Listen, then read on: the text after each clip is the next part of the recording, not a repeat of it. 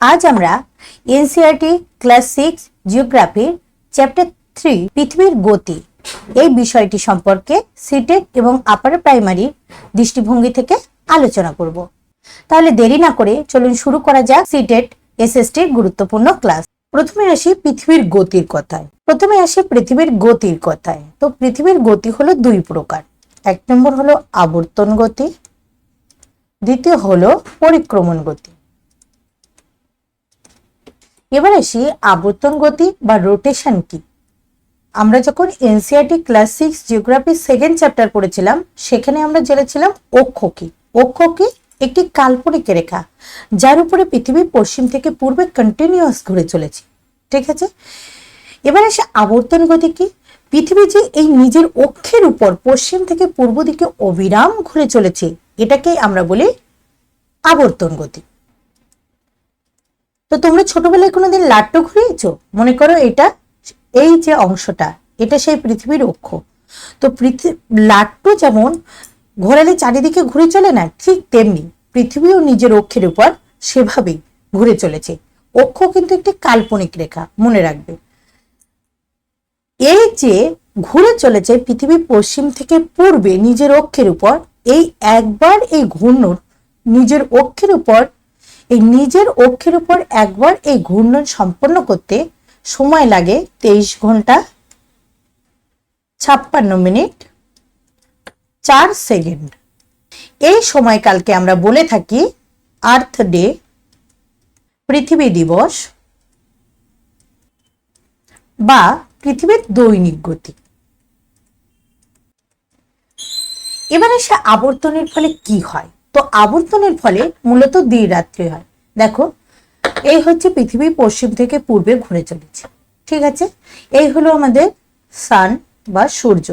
এই অংশ সূর্যের সামনে এসেছে, তাই এই অংশে কি হচ্ছে, দিন হয়ে যাচ্ছে। আবার এই অংশ সূর্যের অপোজিটে চলে যাচ্ছে, তাই এই অংশে কি হয়ে যাচ্ছে, রাত্রি। তাহলে আবর্তনের ফলে কি হয়, মূলত দিন রাত্রি হয়। যদি আবর্তন না হতো তাহলে কি হতো। এবার কল্পনা করো এই পৃথিবী নিজের এক্সিসের উপর ঘুরছে না, আবর্তন হচ্ছে না, তাহলে এই অংশ সূর্যের সামনে আছে, এই অংশে তখন একটানে কি হয়ে যেত, দিন। এর বিপরীত অংশে কি হয়ে যেত, একটানা রাত। ফলে এখানে কি হতো না, প্রখর সূর্যতাপ, আর এখানে কি হতো, সর্বদা অন্ধকারময়। দুটো স্থানই অর্থাৎ এক্সিসের এপাশের অংশ এবং এক্সিসের এপাশের অংশ উভয় সাইডই কিন্তু পৃথিবীর বসবাসের অযোগ্য হয়ে যেত। এবার আসি ছায়াবৃত্ত, প্রদীপ্ত বৃত্ত বা সার্কেল অফ ইলুমিনেশনের কথা। ছায়াবৃত্ত কাকে বলবো? ছায়াবৃত্ত হচ্ছে সেই অংশ যা গ্লোবের উপর দিন থেকে রাতকে পৃথক করছে। দেখো, এই যে লাইনটা কল্পনা করা হয়েছে এটা এই রাত্রি থেকে দিনকে আলাদা করে দিচ্ছে, তাহলে এটি কি, সার্কেল অফ ইলুমিনেশন। এই চিত্রটি দেখো গ্লোবের, এক্ষেত্রেও কিন্তু এই অংশটা যেটা সেটা দিন থেকে রাত্রিকে আলাদা করে দিচ্ছে, অর্থাৎ এটি কি, এটি হলো সার্কেল অফ ইলুমিনেশন। এবার আসি এই যে সার্কেল অফ ইলুমিনেশন বা প্রদীপ্ত যে বৃত্তের কথা বলছি, এই বৃত্তটা কিন্তু পৃথিবীর অক্ষের সাথে মেলে না। কেন মেলে না? কারণ পৃথিবীর তো সোজা নেই, পৃথিবীর অক্ষ 23.5 ডিগ্রি কোণে এভাবে ঝুঁকে আছে। ফলে কি হচ্ছে, এই যে প্রদীপ্তি বৃত্ত বা ছায়াবৃত্ত বা সার্কেল অফ ইলুমিনেশন এটা কিন্তু মিলছে না। দেখো, এটি হলো অক্ষ, ঠিক আছে, আর এটি হলো প্রদীপ্ত বৃত্ত। এই প্রদীপ্ত বৃত্তের ঠিক পৃথিবীর অক্ষের এই অংশটা দেখো, এই অংশে দিন হয়ে যাচ্ছে। আবার এখান থেকে এই অংশ যদি আমরা দেখি অক্ষের এই অংশে কিন্তু রাত্রি হয়ে যাচ্ছে। অর্থাৎ প্রদীপ্ত বৃত্ত বা ছায়াবৃত্ত এইটি অক্ষের বা এক্সিসের সাথে কি হবে না, মিলবে না। এবার আসি পরিক্রমণ গতির কথায়। পরিক্রমণ গতি কি?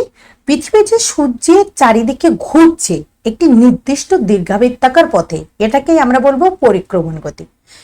এটি হলো সূর্য, এই হলো পৃথিবী বা আর্থ। দেখো, এটি সূর্যের চারিদিকে একটি নির্দিষ্ট উপবৃত্তাকার পথে অবিরতভাবে ঘুরে চলেছে, একে আমরা কি, পরিক্রমণ গতি বলি। এবং এই যে পৃথিবী যে পরিক্রমণ গতি করছে, এই যে 23.5 ডিগ্রি কোণে ঝোঁকা অবস্থায় করছে, এই পরিক্রমণ গতি করতে সময় নেয় কত, 365 দিন 5 ঘন্টা 48 মিনিট এবং 46 সেকেন্ড। এবং এই সময়কালকে বলা হয়ে থাকে বার্ষিক পরিক্রমণ গতি। তোমরা যারা 2019-এ আমাদের চ্যানেলে প্রিভিয়াস ইয়ার করেছো না, তারা দেখে থাকবে যে এই পরিক্রমণ গতি থেকে প্রশ্ন এসেছে। কেন বলছি জানো? কি প্রশ্ন এসেছিল? যে ঋতু পরিবর্তনের কারণ কি। তো ঋতু পরিবর্তনের যে কারণ, অর্থাৎ ঋতু কেন পরিবর্তিত হয়, এক হচ্ছে পরিক্রমণ গতির কারণে পরিবর্তিত হয়, দ্বিতীয়ত হচ্ছে পৃথিবী যে নিজের অক্ষের উপর ঝুঁকে আছে, পৃথিবীর অক্ষীয় ঝুঁকাব, এই কারণে কি হয় না ঋতু পরিবর্তন হয়। এই দেখো পৃথিবী, দেখো এই অংশে কি হয়ে যাচ্ছে, সূর্যের সামনে আসছে দিন, এই অংশে হয়ে যাচ্ছে কি রাত্রি। ঠিক এভাবে পৃথিবী কি করেছে, পশ্চিম থেকে পূর্বে অবিরতভাবে ঘুরে চলেছে সূর্যের চারিদিকে। একেই আমরা বলছি কি পরিক্রমণ গতি, এবং একে আমরা বার্ষিক পরিক্রমণ গতিও কি বলছি। এবার আসি অধিবর্ষ বা লিপ ইয়ারের কথা। আমি কি বলেছি, পৃথিবীর একবার পরিক্রমণ সম্পন্ন করতে সময় লাগে কত? 365 দিন, 5 ঘন্টা 48 মিনিট এবং 46 সেকেন্ড। ঠিক আছে, এই যে এবার আমরা 365 দিনে ধরি 1 বছর। এই 5 ঘন্টা 48 মিনিট 46 সেকেন্ড অর্থাৎ কত? প্রায় 6 ঘন্টা। এই অতিরিক্ত সময়, এই অতিরিক্ত সময়ের হিসাব রাখার জন্য কি হয়, প্রতি 4 বছর অন্তর যে ফেব্রুয়ারি মাস হয়, সেই ফেব্রুয়ারি মাসের সাথে একদিন যোগ করে দেওয়া হয়। ফলে কি হয়, ফেব্রুয়ারি মাস সাধারণত 28 দিনে হয়, তখন কি হয়ে যায় 29 দিন। এবং বছর কত দিনে হয়ে যায় তখন? তখন বছর হয়ে যায় 366 দিন। অর্থাৎ 366 দিনে যে বর্ষ হচ্ছে, সেই বর্ষকেই আমরা বলছি অধিবর্ষ বা লিপ ইয়ার। বলছে ঋতু পরিবর্তন। ঋতু পরিবর্তনের কারণ কি? আমরা ঋতু পরিবর্তনের 2টি কারণ দেখেছি। প্রথম কারণ কি? পৃথিবীর পরিক্রমণ গতি বা রেভলিউশন। এবং দ্বিতীয় কারণ কি? পৃথিবী নিজের যে অক্ষের উপর ঝুঁকে আছে। দ্বিতীয় কারণ কি? পৃথিবীর অক্ষীয় ঝুঁকাব। মূলত এই 2টি কারণ ঋতু পরিবর্তনের জন্য দায়ী, এবং 2টি গুরুত্বপূর্ণ। পরীক্ষায় কিন্তু 2টি আসে, কথন এ অথবা কথন বিদয়, দুটো থেকে একটা অপশন চুজ করতে হবে, বা দুটোই সত্য কোনোটাই সত্য নয়, এভাবে অপশন দিয়ে থাকে। সুতরাং ভালোভাবে মনে রাখবে, পৃথিবীর পরিক্রমণ গতি এবং পৃথিবীর অক্ষীয় ঝুঁকাব 2টি কারণে ঋতু পরিবর্তনের জন্য দায়ী। এনসিইআরটি বলছে একটি ঋতুকে 4টি ভাগে ভাগ করা হয়। একটি বছর, এনসিইআরটি বলছে একটি বছরকে 4টি ঋতুতে ভাগ করা হচ্ছে, এবং সেগুলি কি কি? 1 গ্রীষ্ম, 2 শীত, 3 বসন্ত, আর 4 শরৎ। তাহলে এনসিইআরটি অনুযায়ী একটি বছর 4টি ঋতুতে বিভক্ত: গ্রীষ্ম, শীত, বসন্ত এবং শরৎ। একজন প্রসিদ্ধ ভূগোলবিদ আর্যভট্ট, তার উক্তিও মাঝে মধ্যে এসে থাকে পরীক্ষায়। জেনে নাও, আর্যভট্ট বলছেন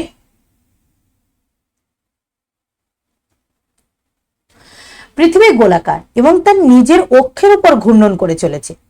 তাহলে আর্যভট্টের এই কোটেশনটি কিন্তু এসে থাকে পরীক্ষায়, পৃথিবী গোলাকার এবং নিজের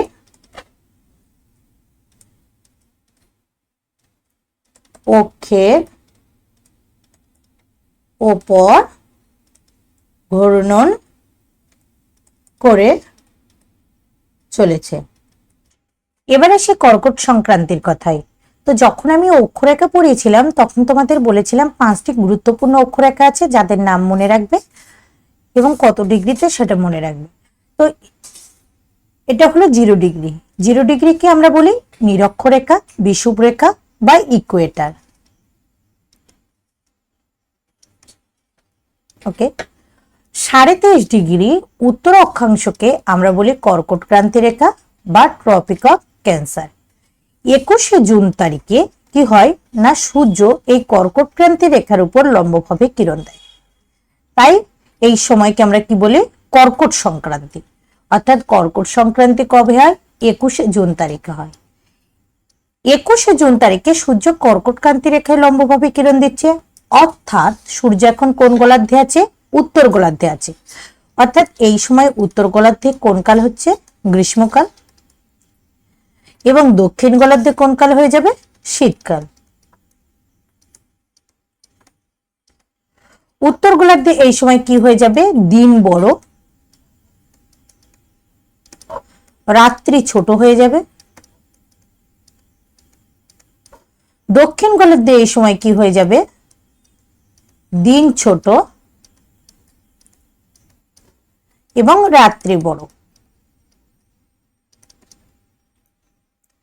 এবার আসি মকর সংক্রান্তির কথায়।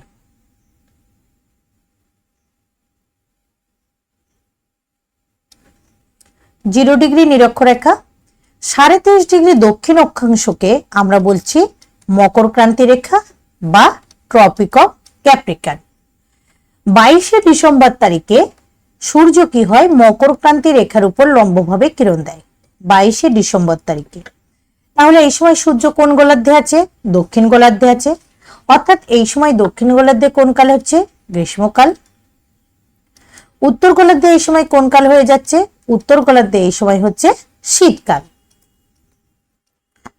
অর্থাৎ দক্ষিণ গোলার্ধে এই সময় দিন কেমন হচ্ছে? বড়, রাত্রি কেমন হচ্ছে?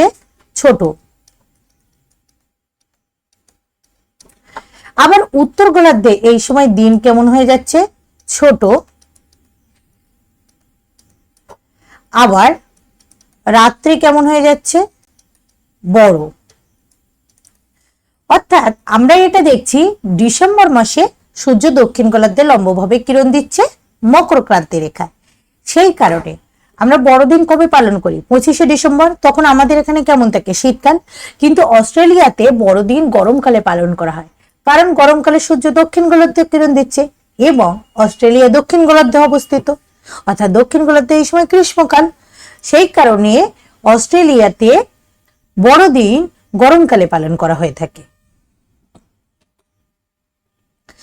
এবার আসে বিষুবের কথায়। তো বিষুব শব্দের অর্থ হচ্ছে দিন রাত্রি সমান।